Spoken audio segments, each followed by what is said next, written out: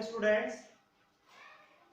तो last article में हमने तुम्हारे यहाँ क्रिस्टल फील्ड थ्योरी को हम करवा रहे थे ऑक्टाहेड्रल कॉम्प्लेक्स के लिए। उसमें किस तरह से सीएफएससी था, crystal field splitting energy, spectrochemical series क्या था और लो स्पिन और हाई स्पिन कॉम्प्लेक्स कैसे बनता है, ये सब करवा रहे थे। फिर से आपको बता दे रहा हूं मैं आपको कि दो जो चीजें इंपॉर्टेंट थी क्या, कि जब मतलब दो ही ऑप्शन हो सकते हैं आपके पास, कि जब जो सीएफएससी है crystal field splitting energy for octahedral complex वो कम है पेयरिंग एनर्जी से, P stand for pairing energy, pairing energy से कम है, तब जो कॉम्प्लेक्स है वो कैसे बनेगा, जो कॉम्प्लेक्स है वो कैसे बनेगा हमें ये बताना होगा आपके लिए। और वो कॉम्प्लेक्स कैसे बनेगा कि जैसे मान लीजिए आपके पास D4 कॉन्फ़िगरेशन है, D4 कॉन्फ़िगरेशन है, सीएफएससी कम है तो स्प्लिटिंग कैसा होगा, कम होगा। स्प्लिटिंग कम है तो इलेक्ट्रॉन कूद के लोअर एनर्जी से हायर एनर्जी में जा सकता है, लोअर एनर्जी से हायर एनर्जी में जा सकता है। तो कॉम्प्लेक्स जो है उस टाइम क्या बनेगा, वो high spin complex, complex high spin बनेगा। जैसे D4 कॉन्फ़िगरेशन में T2Z में 3 इलेक्ट्रॉन होंगे और EZ में 1 इलेक्ट्रॉन कूद के जा सकता है। तो कॉम्प्लेक्स वो लीजेंड कैसा होगा, स्प्लिटिंग कम है तो वीक लीजेंड है वो, और कॉम्प्लेक्स कैसा बनेगा, हाई स्पिन कॉम्प्लेक्स बनेगा। क्योंकि वीक लीजेंड है तो जो एनर्जी में डिफरेंस होगा वो कम होगा और यहां से इलेक्ट्रॉन कूद के 1 2 3 चौथा इलेक्ट्रॉन है वो इजी में मरेगा हाई एनर्जी में, तो हाई स्पिन कॉम्प्लेक्स बनेगा। दूसरा, जब सीएफएससी ज्यादा हो पेयरिंग एनर्जी से, पेयरिंग एनर्जी मतलब एक सिंगल ऑर्बिटल में इलेक्ट्रॉन को भरने की, इलेक्ट्रॉन को पेयर करने की एनर्जी क्या होती है, पेयरिंग एनर्जी। तो जब सीएफएससी ज्यादा हो, सीएफएससी ज्यादा होगा तो स्प्लिटिंग कैसा होगा, ज्यादा होगा, स्प्लिटिंग कैसा होगा, ज्यादा होगा।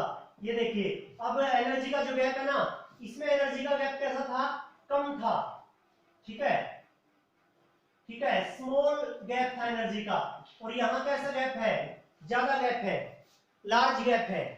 कैसा गैप है, लार्ज गैप है। तो अब इलेक्ट्रॉन जो है D4 कॉन्फ़िगरेशन में क्या कूद के नहीं जा सकेगा ऊपर, तो इसलिए नीचे ही बढ़ेगा। तो D4 कॉन्फ़िगरेशन के लिए क्या होगा, T2Z में 4 के 4 इलेक्ट्रॉन होंगे। तो ये लीजेंड कैसा था, स्प्लिटिंग ज्यादा हुई तो स्ट्रॉन्ग फील्ड लीजेंड था या स्ट्रॉन्ग लीजेंड था। कॉम्प्लेक्स नीचे इलेक्ट्रॉन को भरा तो कॉम्प्लेक्स कैसा हुआ, लो स्पिन कॉम्प्लेक्स हुआ।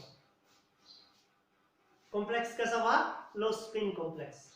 तो ये चीजें बतानी थी आपको, ये है आपके पास यहाँ जो कंप्लीट चीज थी मैंने वो आपको बताई यहाँ की कब वीक लीजेंड होगा और हाई स्पिन कॉम्प्लेक्स बनेगा, स्ट्रॉन्ग लीजेंड होगा और कब लो स्पिन कॉम्प्लेक्स बनेगा, कैसे कॉन्फ़िगरेशन आप लिख सकते हैं, कैसे कॉन्फ़िगरेशन आप कर सकते हैं। ये चीज है आपके पास यहाँ, ये करना है आपको, ठीक है। उसके बाद में कि जो ये थ्योरी था कौन सा, क्रिस्टल फील्ड थ्योरी से रिलेटेड एनसीईआरटी के क्वेश्चन भी होंगे, लेकिन वो थोड़े से मतलब आपको इससे रिलेटेड एनसीईआरटी क्वेश्चन है वो आगे आपको करवाएंगे, लेकिन बीच में कुछ और चीजें हैं तो आपको वो करवा देते हैं। ये कि आपके पास क्रिस्टल फील्ड थ्योरी जिसमें आपको पूरा बताना था मैं, और वो पूरा बताया। अब उसके बाद में आपके पास crystal field theory for tetrahedral complex, crystal field theory for tetrahedral complex, जो चीज है वही करवाएंगे, उससे ज्यादा नहीं। Crystal field theory for tetrahedral complex, CFT है आपके पास यहां, CFT for tetrahedral complex. Tetrahedral complex के लिए, टेट्राहेड्रल कॉम्प्लेक्स के लिए क्या होगा, जो आपके पास CFT था ऑक्टाहेड्रल, ऑक्टाहेड्रल में क्या था, D के 5 ऑर्बिटल जो है हमेशा डिजनरेट नहीं रहेगी, उनकी एनर्जी एक जैसी नहीं रहेगी, दो सेट ऑफ एनर्जी में टूटेंगे, टूटेंगे वो ठीक है, लेकिन ऑक्टाहेड्रल में तो क्या था, EZ की एनर्जी ज्यादा T2Z से, EZ में 2 ऑर्बिटल थे x² - y² और dz², T2Z में dxy xz yz। टेट्राहेड्रल में बिल्कुल इसका रिवर्स हो जाएगा, उल्टा उल्टा हो जाएगा। जो 3 ऑर्बिटल है जिसकी एनर्जी कम थी उनकी एनर्जी हो जाएगी अब ज्यादा। किस किस की? dxy, xz और yz की।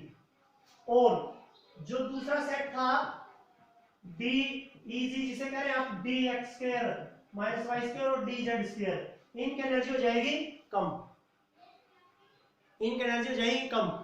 एनर्जी रहेगी वही, इसकी 3/5 और इसकी 2/5।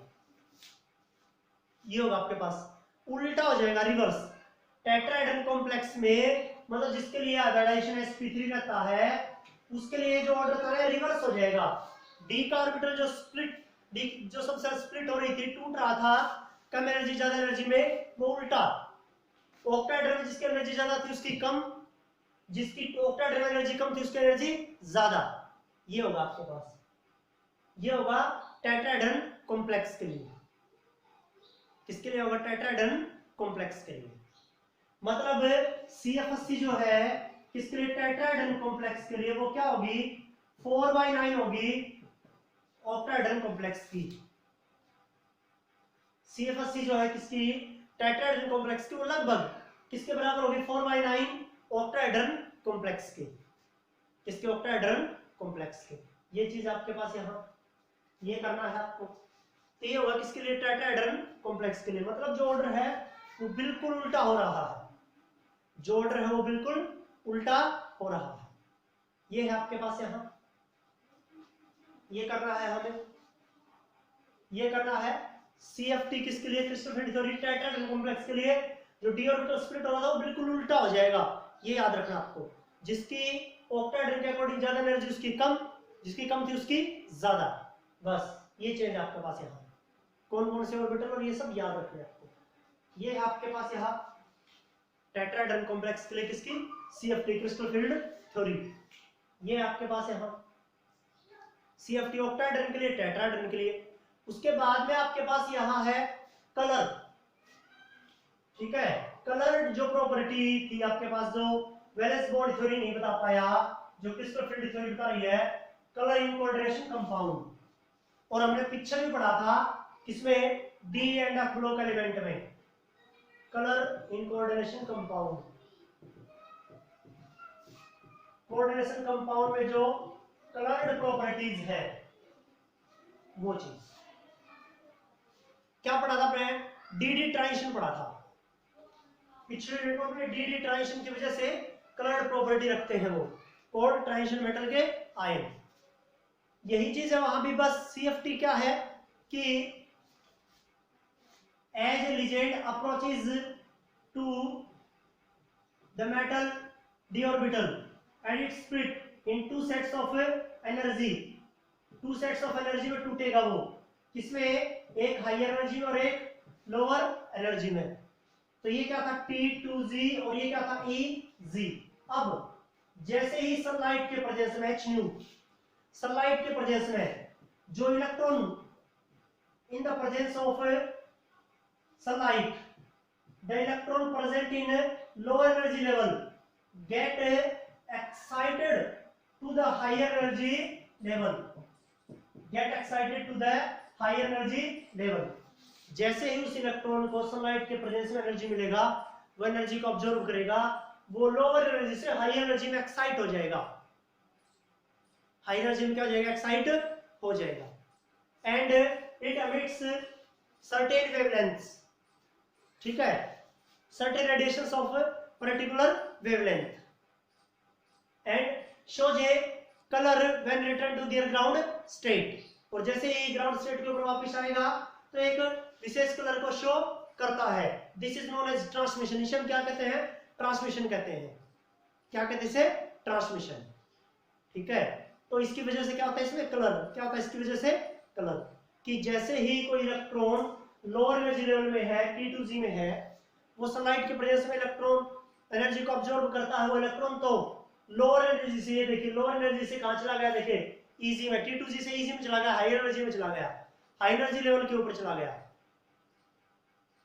वहां वो सर्टेन मतलब पर्टिकुलर वेवलेंथ की रेडिएशन जो है उसको एमिट करता है और ग्राउंड स्टेट के ऊपर जब आता है वापस, ठीक है, मतलब इसको एनर्जी कहाँ मिल रही है, विजिबल रीजन में मिल रही है उन्हीं रेडिएशंस को ऑब्जर्व करके।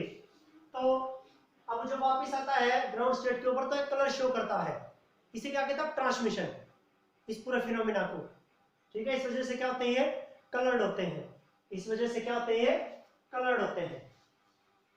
ये करना है आपको यहाँ। तो डी डी ट्रांजिशन और क्रिस्टल फील्ड थ्योरी, ये जो चीजें हैं मिलके आ रही है आपके पास यहाँ, ये करना है आपको। जैसे कॉपर सल्फेट है, ये एनहाइड्रस कॉपर सल्फेट कलरलेस होता है, मतलब व्हाइट होता है, जबकि कॉपर सल्फेट पेंटाहाइड्रेट ये कलर होता है ब्लू इन कलर। क्यों? क्योंकि यहाँ लिजेंड की प्रेजेंस है, यहाँ किसकी प्रेजेंस है, लिजेंड की प्रेजेंस है। मेटल के डी ऑर्बिटल को वाटर में जो ऑक्सीजन उसके ऊपर जो लोन पेयर प्रेजेंट है वो उसको डोनेट कर रहा है कॉपर के आयन को मेटल के डी ऑर्बिटल में। तो लिजेंड की प्रेजेंस की वजह से क्या है, ये CFT जो बता रहा है कि कॉपर में जो मेटल का डी ऑर्बिटल है उसमें T2 जो इलेक्ट्रॉन है वो एक्साइट होंगे हाई एनर्जी लेवल के ऊपर, ठीक है, तब कलर्ड होगा। तो ये है वो theory CFT, crystal field theory.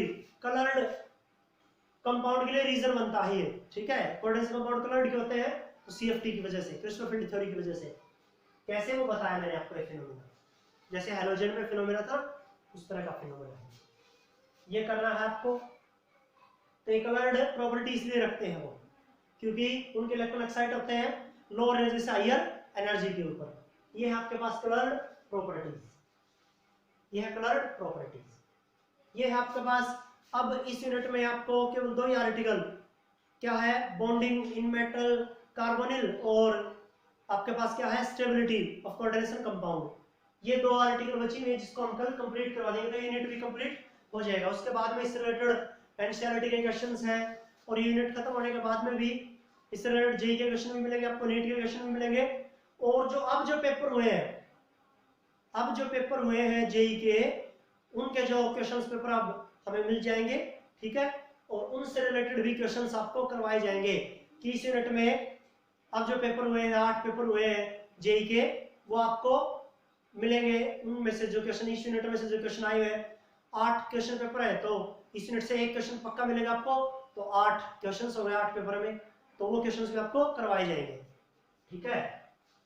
तो ये काम आपको करना है यहाँ, छोटा सा मतलब आर्टिकल बचे हुए अब आपके पास यहाँ, तो एक कल यूनिट कंप्लीट हो जाएगी। इससे रिलेटेड एनसीईआरटी के क्वेश्चन इस थ्योरी से वो भी आपको करवाए जाएंगे।